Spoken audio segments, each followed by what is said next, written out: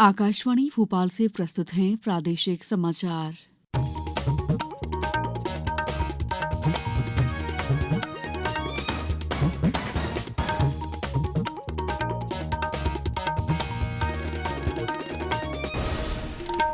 नमस्कार, समाचारों के साथ मैं दीपा सिंह। सबसे पहले मुख्य समाचार। प्रधानमंत्री नरेंद्र मोदी कल झाबुआ में करेंगे करीब 7,300 करोड़ रुपए की विकास परियोजनाओं का लोकार्पण और शिलान्यास।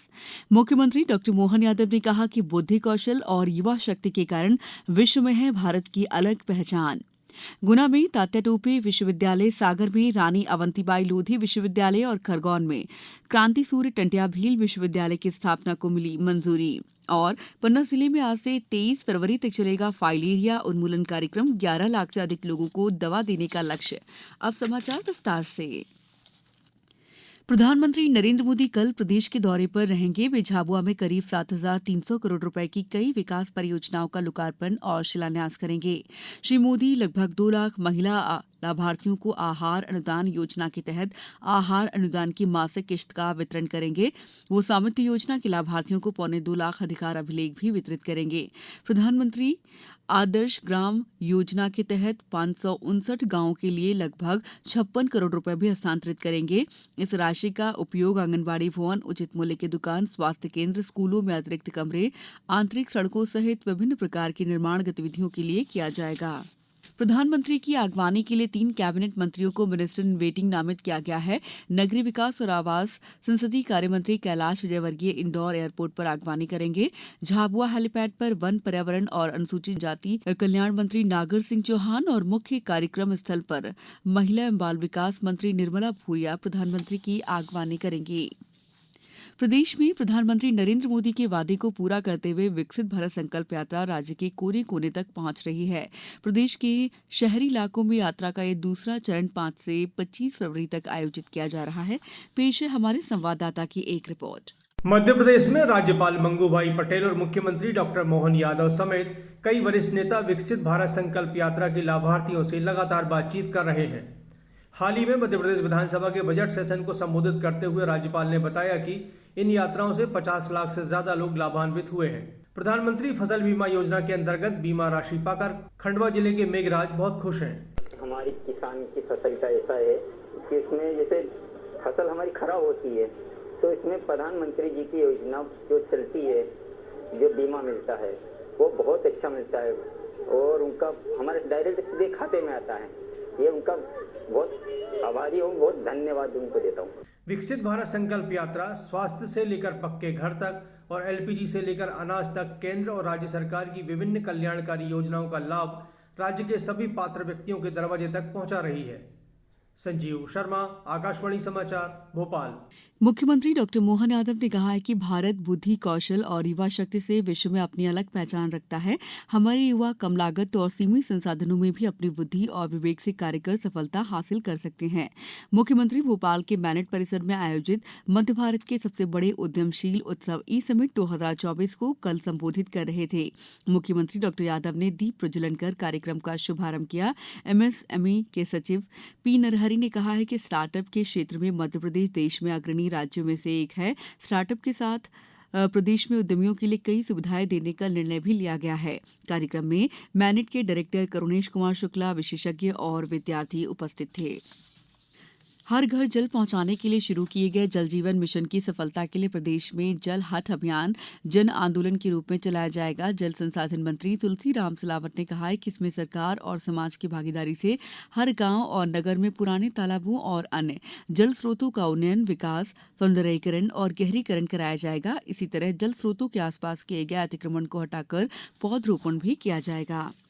इंदौर जिले में मिलावट से मुक्ति अभियान को और अधिक प्रभावी बनाया जाएगा। दूध बेचने वाली सभी डेयरियों में दूध की गुणवत्ता जांचने के लिए फैट चेक करने वाली मशीनें लगाना अनिवार्य होगा। इस संबंध में धारा 144 के अंतर्गत प्रतिबंधात्मक आदेश जारी किए जा रहे हैं। मिलावट संबंधी सूचनाएं प्राप्त करने के लिए व्हाट्सएप हेल्पलाइन नंबर जारी किया गया है। इस हेल्पलाइन व्हाट्सएप नंबर ऐप में कोई भी नागरिक मिलावट संबंधी सूचनाएं दे सकते हैं। कलेक्टर आशीष सिंह ने खाद्य सुरक्षा और मानक अधिनियम के तहत गठित जिला स्तरीय सलाहकार समिति की बैठक में निर्देश दिए कि हर तरह के खाद्य पदार्थों की जांच हो।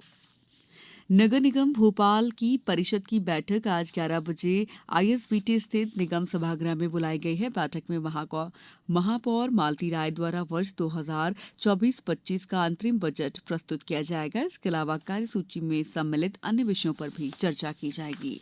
समाचारों में वक्त है ब्रेक का। ये समाचार आप आकाशवाणी भोपाल से सुन रहे हैं। हमारे समाचारों को अब आप कभी भी और कहीं भी अपनी सुविधा के अनुसार सुन सकते हैं। ये समाचार बुलेटिन YouTube, ट्विटर और फेसबुक पर AIR न्यूज भोपाल पेज पर भी सुने जा सकते हैं। इसके अलावा आप हमारी वेबसाइट newsonair.nic.in पर अथवा AIR न्यूज ऐप पर भी समाचार सुन सकते हैं। ब्रेक के बाद समाचारों में आपका एक बार फिर स्वागत है।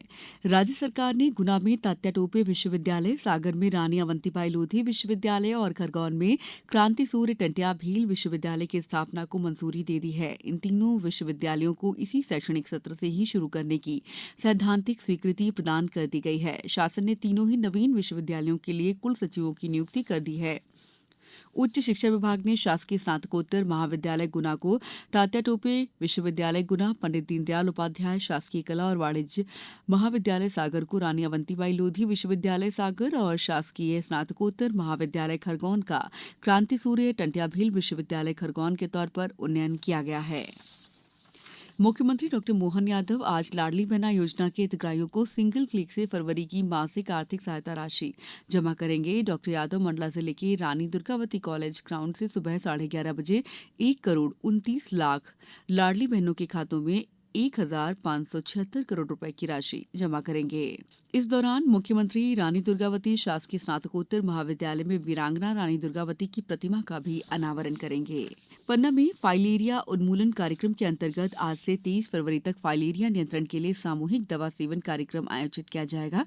इस अभियान में आज 12 और 13 फरवरी को स्कूल, आंगनबाड़ी केंद्र और संस्थाओं में बूथ बनाकर दवा का सेवन कराया जाएगा, जबकि 14 से 19 फरवरी तक घर घर जाकर दवा सेवक फाइलिया रोधी दवा का सेवन कराएंगे। 11,32,000 से ज्यादा लोगों को दवा देने का लक्ष्य रखा गया है। उत्तरी हवाओं ने प्रदेश में ठिठुरन बढ़ा दी है। इससे भोपाल, इंदौर, ग्वालियर, जबलपुर, उज्जैन समेत प्रदेश के कई शहरों में दिन रात का तापमान 2 से 3 डिग्री तक कम हो गया है।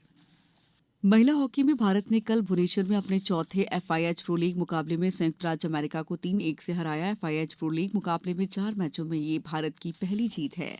अब कुछ समाचार संक्षेप में। हरदा में अवैध पटाखा फैक्ट्री में हुए विस्फोट में घायल एक बच्चे की उपचार के दौरान कल मौत हो गई। वो भोपाल एम्स में भर्ती था। अब इस हादसे में मृतकों की संख्या बढ़कर 13 हो गई है। इंदौर जिले में कूटरचित आय प्रमाण पत्र जारी करने पर 2 कर्मचारियों के विरुद्ध कलेक्टर आशीष सिंह ने सेवा से बर्खास्त करने की कार्रवाई की है। झाबुआ में कंप्यूटर और सिलाई प्रशिक्षुओं को नशा मुक्त भारत अभियान के संबंध में जागरूक किया गया।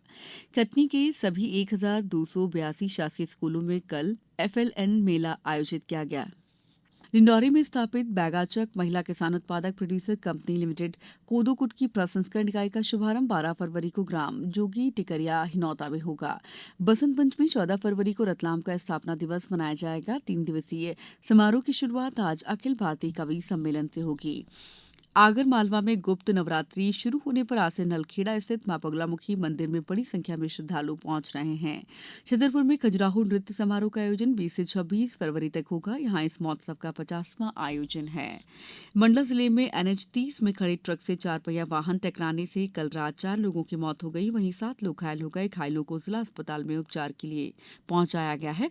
बैतूल में अनुसूचित जनजाति की 16 वर्षीय नाबालिग किशोरी के साथ बलात्कार के मामले में दोषी व्यक्ति को पॉक्सो कोर्ट ने आजीवन कारावास और 10,000 रुपए के अर्थदंड से दंडित किया है। इस बुलेटिन में इतना ही। नमस्कार।